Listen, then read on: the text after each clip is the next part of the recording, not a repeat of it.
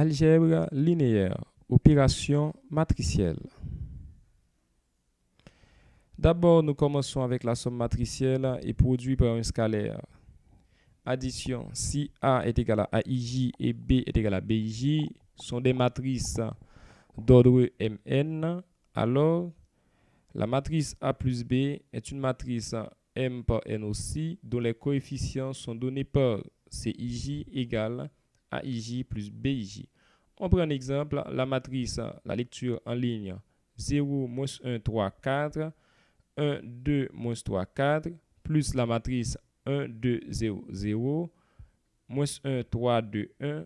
La somme donne, on fait la somme des éléments correspondants, savoir 0 plus 1 est égal à 1, moins 1 plus 2 est égal à 1, 3 plus 0 est égal à 3 et 4 plus 0 est égal à 4, ainsi de suite pour la seconde ligne. Multiplication par un scalaire, si A est défini par AIJ une matrice M par N et alpha un réel, alors la matrice alpha A est une matrice aussi M par N dont les coefficients sont donnés par CIJ égale alpha AIJ. Donc on multiplie tous les coefficients de la matrice par le scalaire.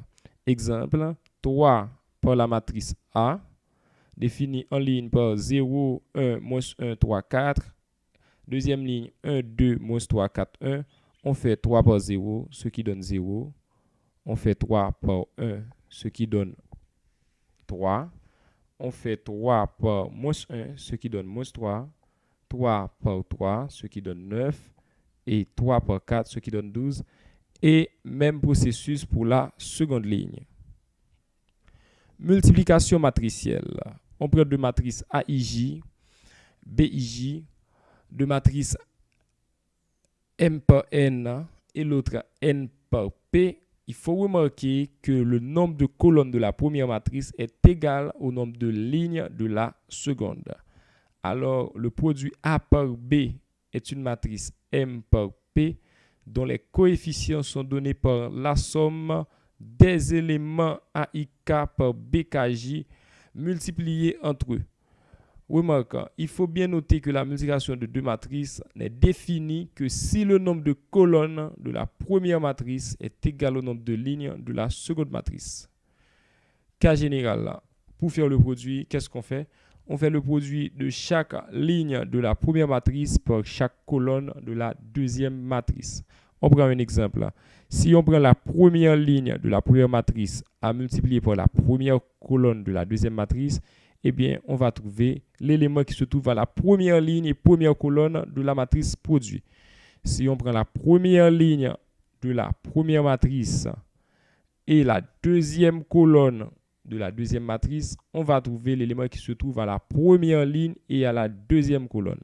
D'une manière générale, on prend la ligne I, définie par AI1 jusqu'à AIN. On multiplie par la colonne J, B1J jusqu'à BNJ.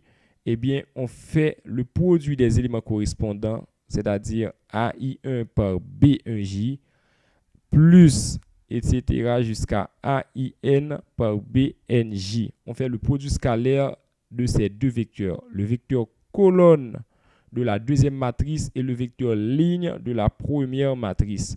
Ce qui donne l'élément CIJ, c'est-à-dire se trouvant à la ligne I et à la colonne J de la matrice produit. On va faire quelques exemples.